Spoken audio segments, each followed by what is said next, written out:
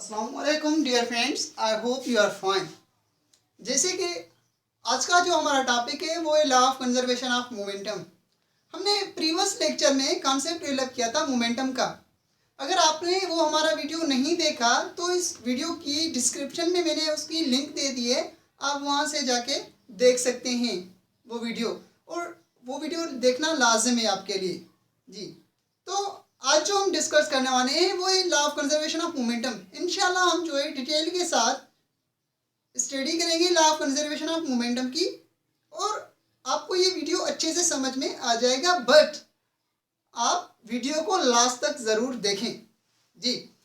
तो law of conservation of momentum क्या होता है कि total momentum of the body before collision and after collision remains same or conserved or constant जी। total momentum of the body before collision and after collision remain constant or conserved, या हम कह सकते हैं कि सेम। किस तरह से वो हम स्टडी कर रहे हैं डिटेल में कि किस तरह से जी। एक्चुअली कंजर्वेशन के लिए दो चीज़ जो है बहुत इम्पॉर्टेंट सी है। सपोज करें आप, एक तो हमें ये चीज़ जो है बहुत जो है इम्पोर्टेंट है कि हमारा जो सिस्टम होना चाहिए जिसमें हम कंजर्वेशन फाइंड कर रहे हैं मोमेंटम की, वो हमारा आइसोलेटेड सिस्टम होना चाहिए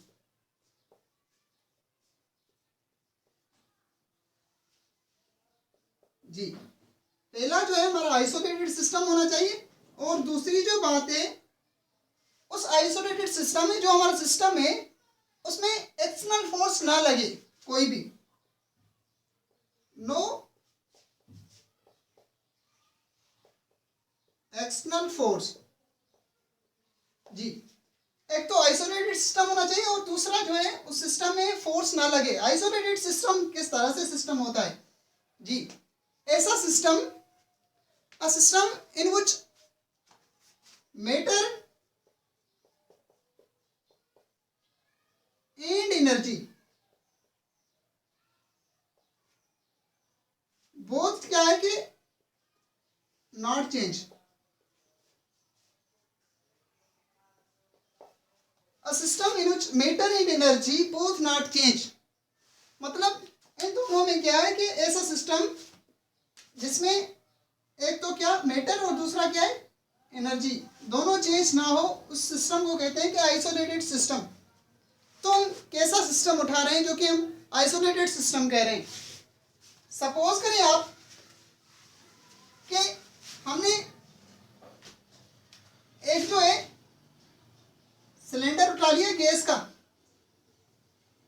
ये गैस के कुछ मॉलिक्यूल्स हैं जी। तो हम इसको कह रहे हैं कि हम ये मान रहे हैं कि भाई ये जो हमारा सिस्टम है वो आइसोलेटेड सिस्टम है, मतलब इसमें कोई वेटर ना आउट हो रहा है ना इन हो रहा है जी। तो एक्चुअली हम जब इसको एक्सटर्नल फोर्स लगाएंगे तो भी हमारी कंजर्वेशन नहीं होगी। तो हमें पहली बात क्या है कि कंजर्वेशन के लिए हमें क्या है कि एक आइसोलेटेड सिस्टम होना चाहिए, और दूसरा जो है एक्सटर्नल फोर्स ना लगे उस पर, तो ही हमारा जो है मोमेंटम कंजर्व रहेगा। अदरवाइज मोमेंटम कंजर्व नहीं रहेगा जी। कंजर्व तो कह रहे हैं, एक्चुअली कंजर्व क्या होता है, कांस्टेंट क्या होता है जी। सपोज कर लें आप, ये ए पार्टिकल है, ये बी पार्टिकल है, हम यहाँ से दो पार्टिकल टेक कर रहे हैं, एक ये पार्टिकल एक ये पार्टिकल, इसको हम ए नेमिंग दे रहे हैं और इसको बी दे रहे हैं। तो जब आपको तो पता है कि जो गैस के मॉलिक्यूल्स होते हैं वो रैंडमली मोशन में ही होते हैं, रेस में नहीं होते, यानी कि मोशन में होते हैं कि मास तो उनके पास होता है ऑलरेडी, और प्लस में क्या है कि उसको मोशन में होंगे तो मतलब वेलोसिटी होगी उनको। तो वेलोसिटी हो गई, अगर मोशन और वेलोसिटी तो क्या हो गया, मोमेंटम हो गया। डेफिनेटली हम कह सकते हैं कि गैस के मॉलिक्यूल्स के पास जो है मोमेंटम है जी।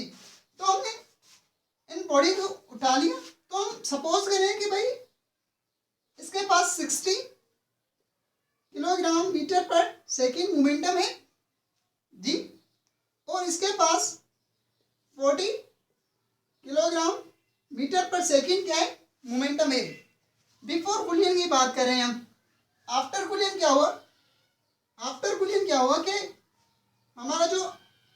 पार्टिकल है और बी, ए में हमारी जो है मोमेंटम हो गया 50 किलोग्राम मीटर पर सेकेंड, और बी में क्या हो गया, बी पार्टिकल में भी हमारा क्या हो गया 50 किलोग्राम मीटर पर सेकेंड।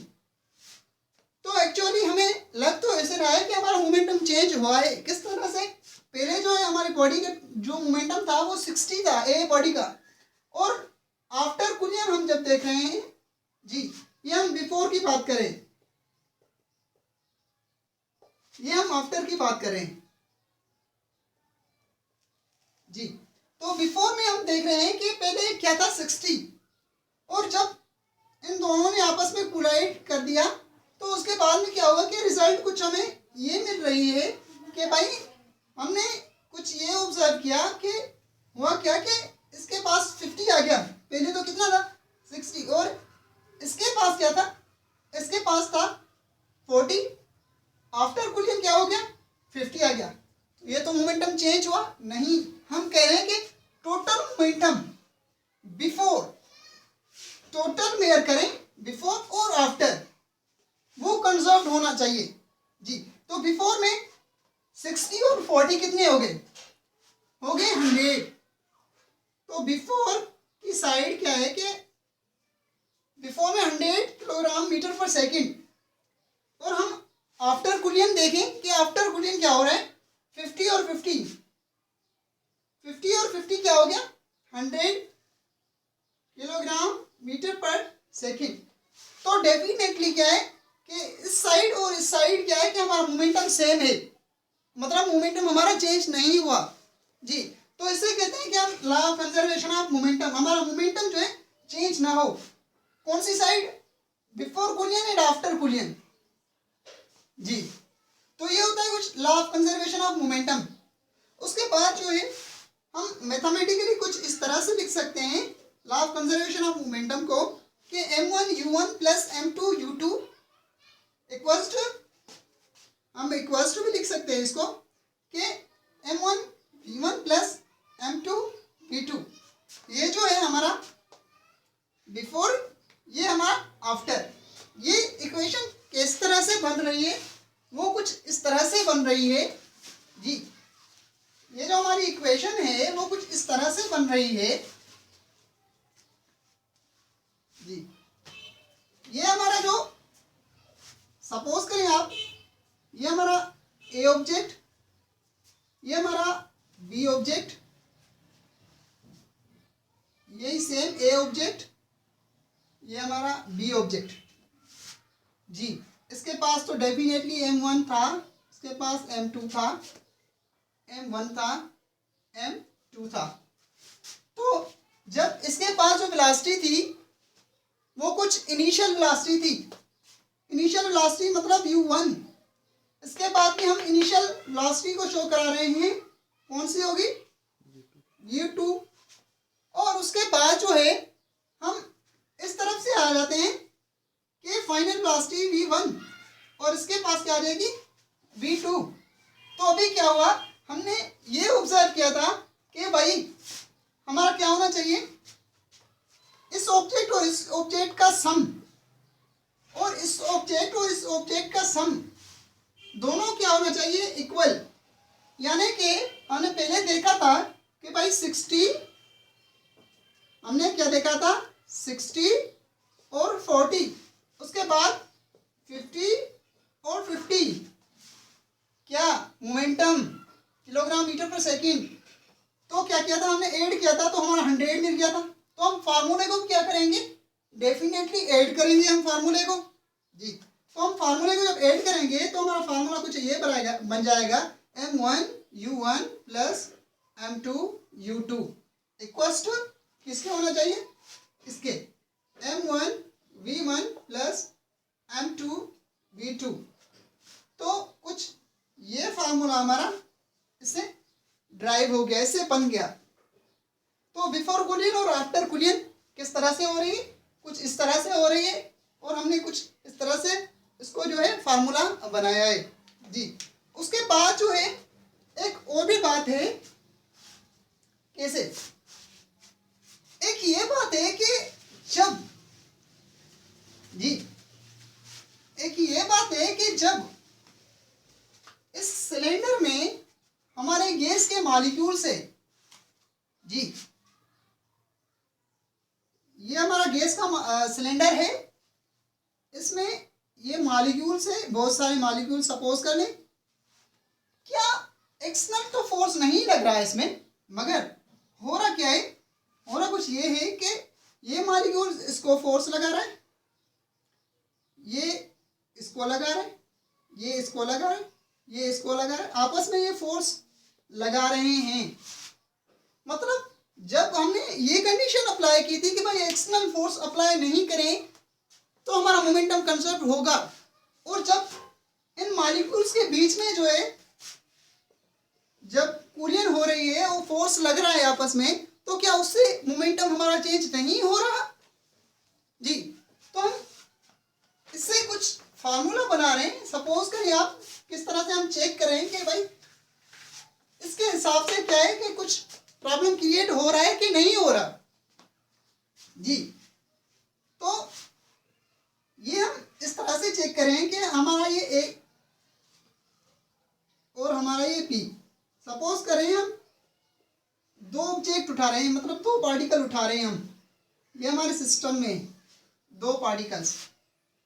तो पहले क्या हो गया जी, ये इसको फोर्स लगाएगा, ये इससे फोर्स लगाएगा। हम सपोज कर रहे हैं कि इसके फोर्स लगने से इसका मोमेंटम चेंज हो रहा है। इन दोनों के फोर्स लगने से ये जब आपस में कोलाइड हो रहे हैं तो मतलब समझिए हम फोर्स लग रहा है इसमें, तो उसे क्या है कि मोमेंटम चेंज हो रहा है। तो बॉडी 1 है और हमारा जो है बॉडी 2 है। जी, तो बॉडी 1 हम किस तरह से, हम बॉडी 1 को जो है लिख रहे हैं इस तरह से कि जी हमारी बॉडी 1 पहले वाली क्या है कि M1 U1, और आफ्टर क्या हो रहा है, आफ्टर कूलियन क्या हो रहा है M1 V1। तो हम जब डिफरेंस ले रहे हैं, फाइंड आउट कर रहे होते हैं, तो हम क्या करते हैं जी, ये तो सपोज करें कूलियन से पहले और ये हो गई कूलियन के बाद। तो हम जब डिफरेंस जो है फाइंड आउट करते हैं तो किस तरह से, तो हम देखें जैसे हम चेंज इन वेलोसिटी फाइंड करते हैं तो कैसे कि भाई फाइनल से हम क्या करते हैं कि इनिशियल को सब्ट्रैक्ट करते हैं। इसी तरह ये इनिशियल वेलोसिटी है, फाइनल वेलोसिटी, तो हम इसको इस तरह से कुछ लिख सकते हैं जी, हम इसको कुछ इस तरह से लिख सकते हैं कि भाई M1 V1 minus M1 U1 लिख सकते हैं। और क्या हो रहा है कि टाइम के हिसाब से क्या है ये चेंज हो रही है। ये हमारा जो किस्सा है वो बॉडी 1 का है। सपोज करें कि ये ए बॉडी का है, डेफिनेटली दूसरी बॉडी ये जब इसे फोर्स लगा रही है तो कुछ ये सिस्टम क्रिएट हो रहा है, और जब ये इससे लगाएगी तो क्या फोर्स क्रिएट होगा। तो इस तरह से हम सेम एज लिख सकते हैं कि भाई दूसरी इक्वेशन हम कुछ इस तरह से बना सकते हैं। किस तरह से, सेम एज के हम M2 की बात कर रहे हैं और इसकी क्या है कि हम वेलोसिटी हम इसकी सपोज करते हैं कि हम ऐसे समझे कि V2 वेलोसिटी 2 की बात करें तो माइनस M2 और U2। कैसे, जैसे हमने इसकी भी फाइनल ले ली और फाइनल से क्या है कि इनिशियल को सब्ट्रैक्ट कर दिया और हमने इसको क्या है कि टाइम से डिवाइड कर दिया, और ये इक्वेशन किसकी बनी, ये इक्वेशन बी बॉडी की बनी। अभी क्या कर रहे हैं हम जी, अभी क्या कर रहे हैं हम देखें कैसे बना रहे हैं हम। एक्शन और रिएक्शन बन रहा है हमारा जी। तो पहली बॉडी का हम इस तरह से लिख रहे हैं एक्शन। सपोज करें न्यूटन का थर्ड लॉ कैसे होता है कि every action there is equal and opposite reaction. तो equal and opposite reaction equal and opposite reaction किस तरह से हम इस बॉडी का लिख रहे हैं कि भाई M1 V1 minus M1 U1, और इस साइड में हम लिख रहे हैं कि भाई M2 V2 minus M2 and U2। तो अभी क्या होगा जी, अभी देखिए आप जब ये इसको लगा रही है तो हम जो है पॉजिटिव सपोज करें, और एक रिएक्शन में लगा रही है तो हमने इसलिए अपोजिट में लगा रही है तो हमने इसलिए इसको नेगेटिव साइन दे दी। अभी क्या करें, नेगेटिव साइन को मल्टीप्लाई करें आप जी। जब आप इसको मल्टीप्लाई करेंगे तो क्या इक्वेशन बनेगी, minus M1 U1 is equal to, ये आ गई, यहाँ पर क्या होती है कि प्लस होती है तो ये माइनस सेम रहेगी M2 V2, और ये माइनस इंटू माइनस क्या हो जाएगी प्लस, और क्या हो जाएगी कि M2 U2 जी। तो अभी क्या हो रहा है जी, आपको ये याद होना चाहिए कि हम क्या मालूम कर रहे हैं, इस इक्वेशन का पर्पस क्या है, किस लिए हम ये इक्वेशन बना रहे हैं। हम ये इक्वेशन बना रहे हैं कि भाई जब इस सिस्टम से बाहर में कोई फोर्स लग रहा है, एक्सटर्नल फोर्स, तो मोमेंटम हमारा कंजर्व नहीं रह रहा, जबकि इनके बीच में जो है फोर्स लग रहा है, फिर हम चेक कर रहे हैं कि भाई इसमें भी मोमेंटम जो है चेंज हो रहा है या कंजर्व रह रहा है। सिर्फ इसके लिए हम जो है ये इक्वेशन बनाएंगे और प्रूव करेंगे कि हमारी इक्वेशन बन रही है कि नहीं बन रही है, कंजर्व है कि नहीं है, वो चेक कर रहे हैं हम जी। तो अभी क्या हुआ, कुछ ये हुआ। अभी क्या करें आप, इसको इस साइड और इसको क्या है आप इस साइड पे धक्का लगा लें, तो क्या होगा कि M1 V1, और ये नेगेटिव वाला है यहाँ पर आ जाएगा, क्या हो जाएगा positive M2 V2 equals to, और आप इसको यहाँ पर ला दें, ये नेगेटिव है तो वहाँ जाएगा, क्या हो जाएगा पॉजिटिव M1 U1, और ये सेम एज M2 U2 जी। बिल्कुल हम इसको इस तरह से भी लिख सकते हैं कि M1 U1 plus M2 U2 is equal to M1 V1 plus M2 V2 जी। प्रूव हो गया, क्या है कि पहले जो हमारी इक्वेशन थी law of conservation of momentum की, उसकी क्या थी कि M1 U1 plus M2 U2 is equal to M1 V1 plus M2 V2। क्यों, क्योंकि ये भी इनिशियल हुआ, U इनिशियल और इनिशियल, यानी ये क्या हो गया बिफोर हो गया, ये क्या हो गया बिफोर, और ये वेलोसिटी फाइनल तो आफ्टर कोलिजन हो गई। तो बिफोर एंड आफ्टर जो है वो सेम ही रह रहा है इसमें, तो हम कह सकते हैं कि जब ये आपस में कोलाइड कर रहे हैं तो इससे क्या है कि मोमेंटम चेंज नहीं हो रहा, मोमेंटम हमारा सेम रह रहा है जी। और दूसरी बात ये है कि हमने क्या किया कि मोमेंटम जो है हमारी ये बॉडी थी कि M1 जी, हमने कुछ ये लिया था कि सपोज करें M1 V1 minus M1 U1 जी, और डिवाइडेड बाय T, ये कुछ इक्वेशन बनाई थी।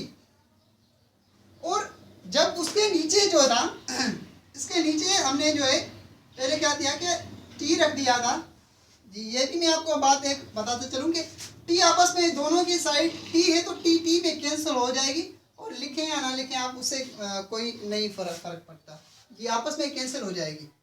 और दूसरी बात हुई, और हमारी इक्वेशन ये बन जाएगी। और दूसरी बात यही कि ये जब चीज़ हमने फोकस किया था तो ये क्या हो गया कि ऊपर वाला तो क्या है कि फाइनल और इनिशियल क्या है कि मोमेंटम, यानी कि फाइनल मोमेंटम सब्ट्रैक्ट हो गया इनिशियल मोमेंटम।